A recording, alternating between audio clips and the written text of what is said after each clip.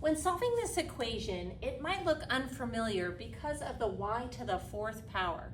So what we're going to do is we're going to try to make it look more familiar and turn it into something quadratic.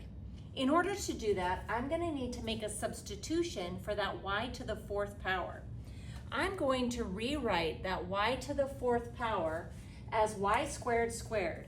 Power to a power, multiply, right? 2 times 2 is 4, so y squared squared is the same as y to the fourth.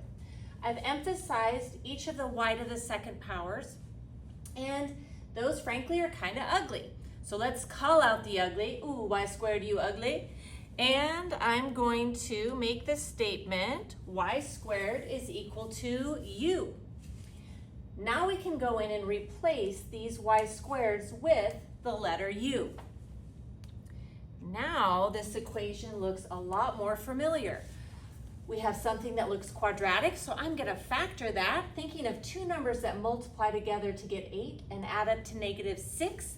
That is going to be -4 and -2. So u minus 4 times u minus 2 gets me back here. Let's use the zero property to finish solving.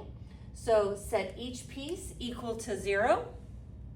We've got two mini equations to solve. Add 4 to solve this one, and we get u equals 4. Add 2 here, and we get u equals 2. We need to keep in mind our original equation, we were solving for y and not u.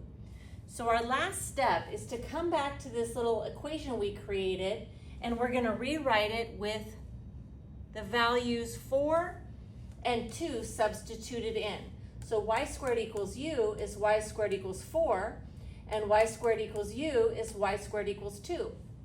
These little mini equations to solve, I'm going to square root to get rid of squared, but don't forget, danger, that when you square root both sides, you get both positive and negative.